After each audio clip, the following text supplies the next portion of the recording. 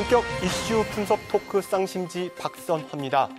1997년 IMF 외환위기를 겪으면서 우리 사회에선 지역경제 활성화를 위한 다양한 노력이 계속되고 있습니다. 그중에서도 지역화폐가 주목받고 있는데요. 지역 자본의 유출을 막고 영세 자영업자를 지원하기 위한 대책으로 전국 지자체에서 활발히 추진하고 있습니다. 포스트 코로나 시대, 경제의 새로운 패러다임을 제시하고 있는 지역화폐. 이미 연착륙한 것인지 보완점은 없는지 오늘은 지역화폐를 집중적으로 살펴보겠습니다. 전문가 두 분 모셨습니다. 먼저 경기도청 소상공인과 조장석 과장 함께합니다. 안녕하십니까? 반갑습니다. 예, 반갑습니다. 다음은 인천대학교 남승균 박사 나오셨습니다. 안녕하세요. 네, 안녕하십니까? 네, 반갑습니다. 지역화폐와 관련해서 오늘 두 분의 다양한 의견 부탁드리겠습니다. 올해는 코로나19 사태마저 터져 악화일로인데요. 최악의 위기에 빠진 지역 경제. 영상을 통해 현재 상황부터 확인해 보겠습니다. 1998년 IMF 외환 위기, 2008년 글로벌 금융 위기, 그리고 2020년 코로나19 확산으로 위기에 빠진 지역 경제와 함께 지역 상인들의 한숨은 더욱 짙어집니다. 우리가 520만 원 연결과 어제 52만 원, 16만 원, 한 세 팀 하거든요. 소상공인 3,400여 명을 대상으로 한 설문조사 결과 코로나19 재확산 이후 매출이 90% 이상 줄었다는 응답이 60%를 차지했습니다. 요즘에 지역 감염이 또 여러 군데서 일어나고 있어가지고 아무래도 사회 분위기가 더 조금 예전 그 전보다는 더 심각해지지 않을까라는 그런 우려도 있어요. 흔들리는 지역 경제를 되살리기 위해 지역화폐 운영에 적극적으로 나서고 있는 정부와 지자체. 바로 이제 사용하시는 분들이 많으셔가지고 이 소상공인 분들도 많이 좋아하시고 계시고요.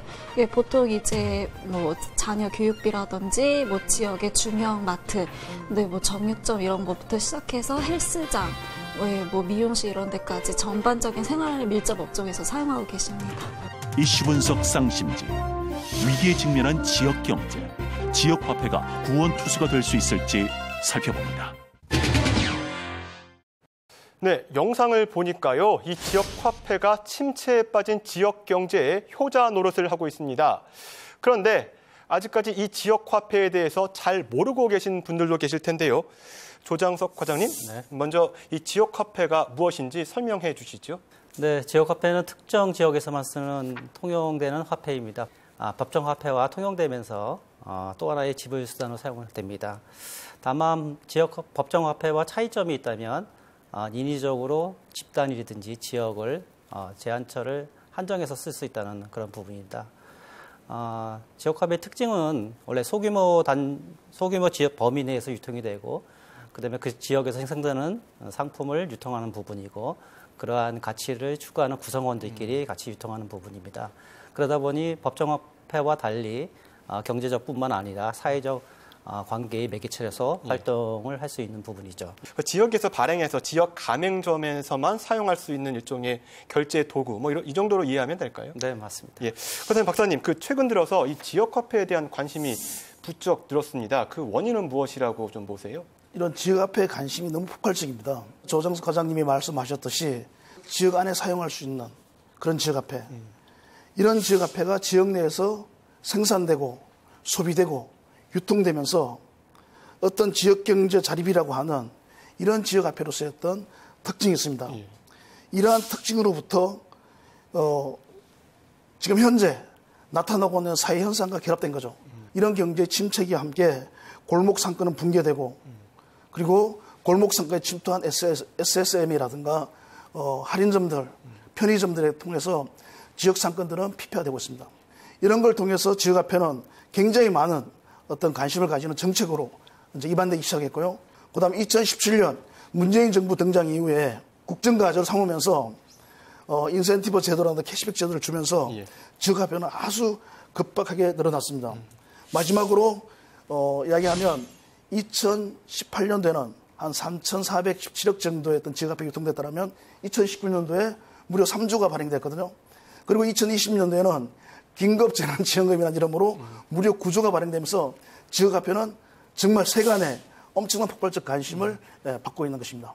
자, 정리하자면 지역 경제가 어려웠다. SSM 기업형 슈퍼마켓으로 인해서 골목 상권이 침체되자 정부와 지자체가 이걸 어떻게 좀 부응할까를 고민하다가 지역 화폐를 발행하게 됐다. 이렇게 이해하면 될 것 같습니다. 네. 자, 본격적으로 수도권 지역 화폐에 대해서 이야기 나눠보겠습니다. 서울의 서울사랑 상품권, 경기도의 경기지역 상품권, 인천의 이음카드가 대표적인데요. 자, 실제 소상공인과 자영업자들이 체감할 수 있는 지역 화폐의 효과 어땠습니까? 네, 당연히 있습니다. 먼저 수수료와 절세 효과 부분이고요. 골목 시장의 상인들은 정말 생존하기가 너무 어렵거든요. 맞습니다. 소상공인들에게 혜택을 가는 것보다는 소비자들에게 포커스가 맞춰졌고 이런 소비자들을 통해서 매출 확대 효과, 즉 매출 정책을 펼친 거죠. 예. 이런 과정에서 실제로 지역화폐 유형을 보면 지류형 지역화폐 같은 경우는 수수료가 면제되고 그다음에 카드형은 있지만 할인되는 그런 형태로 소상공인들의 절세 효과가 있었고요. 최근에 저는 그 전통시장 상인들을 만나서 아주 굉장히 깊은 어떤 인터뷰를 할 수 있는 기회가 있었습니다. 제가 아주 직설적인 질문을 했습니다. 실제 지역화폐가 여러분들 장사에 도움이 되십니까? 라고 했는데 제가 만난 상인들은 대부분이 정말 엄청나게 도움이 되고 있습니다. 그러면 제가 말로만 하지 마시고 수치로 좀 이야기해달라 라고 했더니만 인천의 상인들은 매출 규모의 한 10% 정도가 지역화폐로 들어오고 있습니다. 지난 지원 시기에는 무려 한 30% 정도가 시루라든가 모바일 착으로 결제가 이루어졌다라는 것들을 제가 현장 조사를 통해서 확인할 수 있는 소상공인들의 효과였습니다. 자, 박사님께서 실제적으로 소상공인들을 만나본 결과 대다수의 상인들이 굉장히 도움이 됐다 이렇게 말씀하셨는데 네. 경기도는 31개 시군에서 경기 지역 화폐를 본격적으로 발행하기 시작했습니다. 자, 경기 지역 화폐는 두 가지 종류가 있던데요. 네. 어떻게 나뉘고 있습니까? 네, 경기 지역 화폐는 크게 정책 발행과 일반 발행으로 나눌 수 있습니다. 이제 정책 발행은 이제 경기도의 기본소득과 연계를 한 사업입니다. 그 대표적으로 청년 기본소득이라고 해서 이제 그 도내 3년 이상 거주한 만 24세 청년들에게 연 100만 원의 구직지원금을 주고 있습니다. 이러한 한정된 복지 예산을 지역화폐를 통해서 지역경제 활성화를 위해서 저희가 추진을 하고 있습니다. 다음은 일반 예산으로 아시다시피 지역화폐를 구매해서 이용하시는 분들에게 인센티브를 6에서 10%를 지원해주고 있고 30%의 소득공제를 실시하고 있습니다. 가맹점들은 이제 지역화폐를 통해서 매출 증대의 효과가 있을 뿐만 아니라 신용카드 대비해서 약 0.3%의 좀 저렴한 수수료를 지원하고 있습니다. 예, 알겠습니다. 과장님 아까 전에 그 말씀하실 때 경기 지역 화폐는 복지를 연계한 어떤 정책이라고 했어요. 네. 그 효과는 좀 컸습니까? 어떤 정책인지 말씀 부탁드리겠습니다. 저희가 이제 복지와 연계된 사항은 이제 정책 수당이라고 저희가 정책 발행이라고 말씀을 드렸습니다. 정책 수당을 줌으로써 지역에 많은 사람들이 소비할 수 있는 그런 거를 저희가 확산하고자 정책 수당에 대한 비중을 높였는데요. 말씀드린 것처럼 저희가 정책 수당이 지역 화폐를 선도할 수 있게끔 저희가 설계를 해서 준비를 해서 했던 사항이었습니다. 근데 이제 지금은 많은 분들에게 이제 지역 화폐가 홍보됨으로써 일반 발행 자체가 정책 발행을 넘어서는 지금 이렇게 많이 확산됐다. 네. 이렇게 평가를 할 수 있습니다. 한편 서울시도 소비 증가와 소상공인 매출 증대를 위해서 모바일 지역 화폐 서울사랑 상품권을 발행하기 시작했습니다. 그런데요, 서울시 지역 화폐 하면 일단 제로페이부터 떠올리는 분들 계실 텐데요. 이 서울사랑 상품권과 제로페이, 이 완전히 좀 결이 다른 제도입니까? 어떻습니까? 그렇지 않습니다. 아닙니까? 예. 출발은 동일하고요. 금방 사회자님이 말씀하셨듯이 제로페이는 간편 결제 수당, 즉 우리가 모바일로 QR코드에 접촉해서 결제하는 방식입니다. 예. 서울시가 올 초에 서울사랑 상품권을 어떤 제로페이 결제 방식과 지역화폐의 어떤 그 결제 방식을 좀 혼합하면서 만들어 놓은 서울사랑 상품권이 되겠죠. 그래서 서울사랑 상품권은 만약에 종로구 상품권이다. 그러면 종로구 안에서만 사용 가능하고요. 그다음에 또 지역화폐 갖고 있는 대형마트라든가 우리가 체인점이죠. 이런 데 안 되게 하는 이런 어떤 한정된 그런 범위를 갖고 있는 거죠. 그리고 금방 서울사랑 상품권은 지역화폐라고 하는 범위에 들어오다 보니까 이제 캐시백 제도 이런 거에 대한 어떤 활용도가 만들어진 거죠. 네, 알겠습니다. 서울은 완전한 도심이잖아요. 반면 네. 경기도 같은 경우에는 다양한 유형의 지역이 좀 혼합된 지역인데 네. 경기 지역 화폐와 서울 지역 화폐와 이 활용면에서 어떤 차이점이 있는지 말씀 부탁드리겠습니다. 네, 하여튼 두 정책 전부 다 소상공인들을 위한 화폐는 맞습니다. 그리고 지역 화폐로서 갖고 있는 어떤 지역 안의 사용 다 동일한데요. 이 두 가지의 가장 큰 차이는 결제 방식과 얼마나 수요층을 확보할 수 있는 어떤 대중성이라고 볼 수 있겠습니다. 즉 경기도의 IC카드형은 지금 현재 BC카드가 쓰는 모든 가맹점들에게 확대할 수 있기 때문에 이런 어떤 소비자들이 접근할 수 있는 이런 어떤 호환성은 굉장히 좋은 거죠. 그렇지만 서울사랑 상품권은 페이 결제 방식이라서 모바일 QR코드 결제 방식입니다. 그래서 어떤 QR코드를 결제할 수 있는 시스템을 다르게 또 가맹점들이, 상가들이 확보를 해야 되는 이런 차이가 있고요. 그러면서 저는 IC카드형이 지금 현재는 가장 대세니까 이런 대중성의 확보에 있어서는 경기도가 훨씬 풍부하게 갖고 있다라는 생각을 좀 하면서요.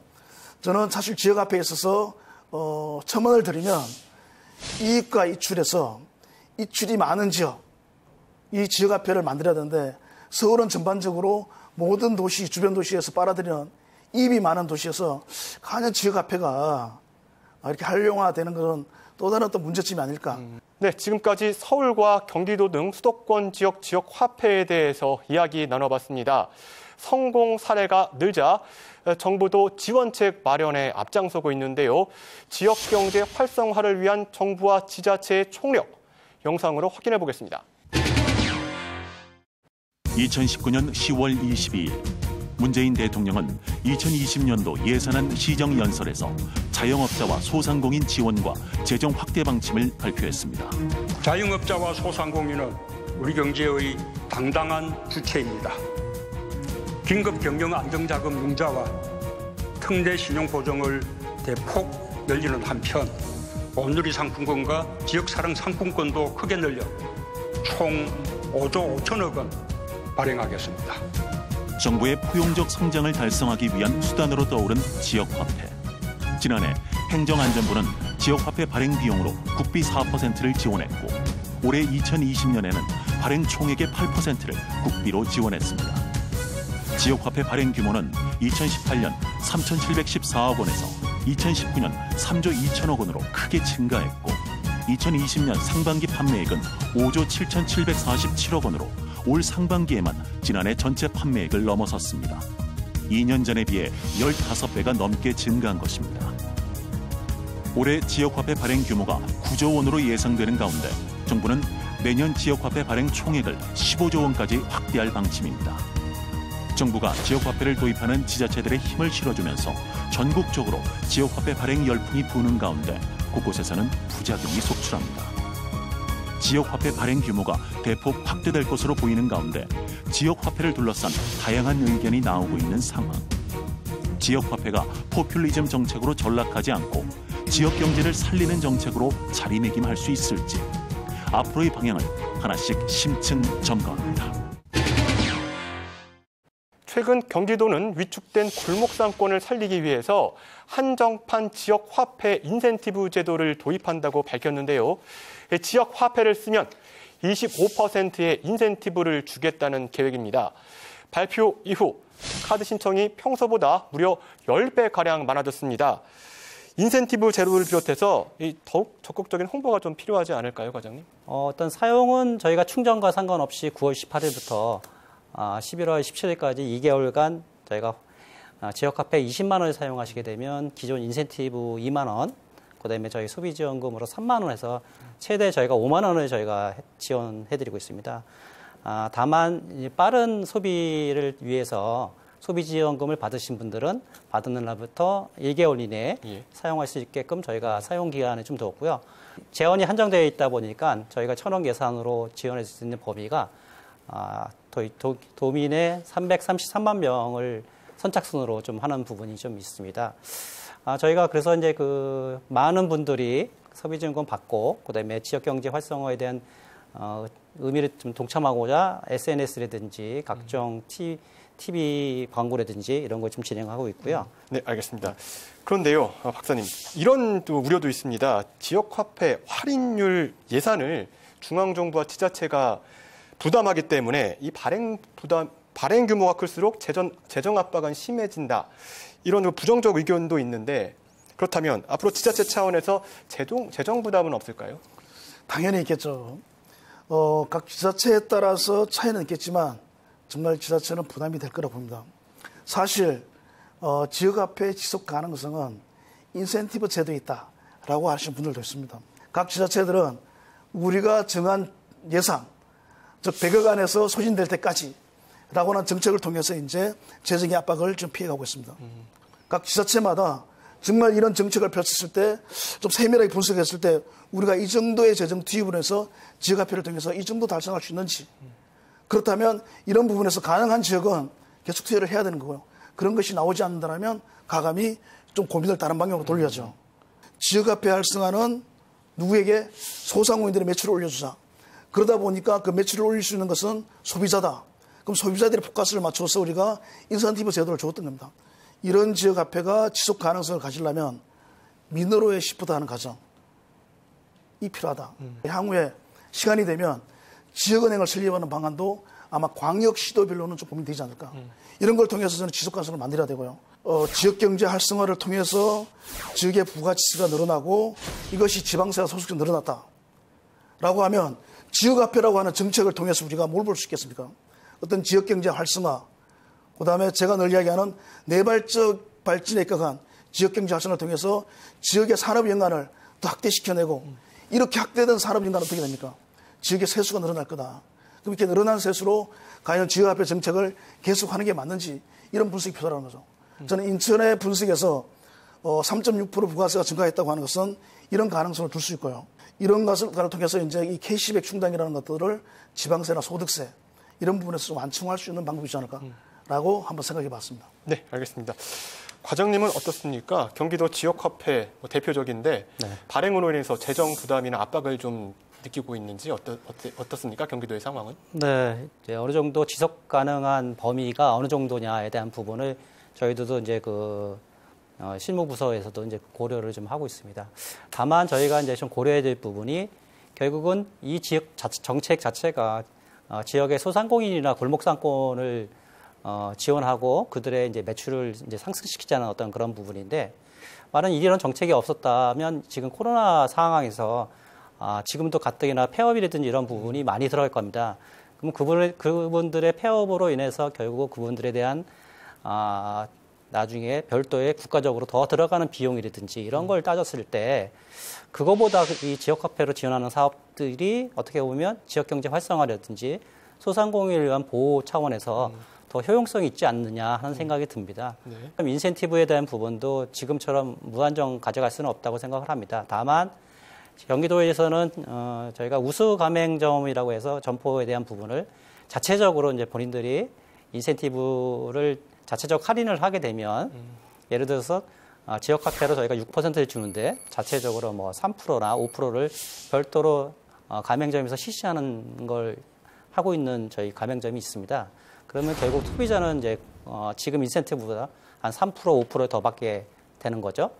그런 식으로 저희가 이제 최소한의 이제 인센티브가 낮아도 그분들이 이제 같이 참여를 해서 한다면 지금의 이제 최소한의 인센티브를 좀 유지할 수 있는 정책, 관과 민과 같이 이제 계속적으로 갈 수 있는 정책, 이런 거를 좀 고민하고 있습니다. 말씀 나눈 것처럼 지역화폐 사용은 활발해지고 있지만 이 부작용도 나타나고 있습니다.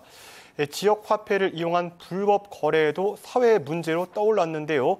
지역사랑 상품권을 저렴하게 구매해서 현금으로 되팔거나 싸게 담배나 술을 사서 이 정상 가격으로 되팔아 이익을 챙기는 이른바 지역화폐 깡입니다.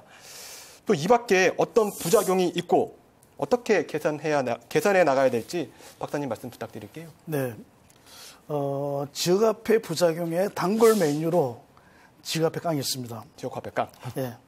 지역화폐 깡, 즉 부정유통인데 이건 엄밀하게 이야기하면 지역화폐 깡은 바로 지류형 지역화폐에서 나온다.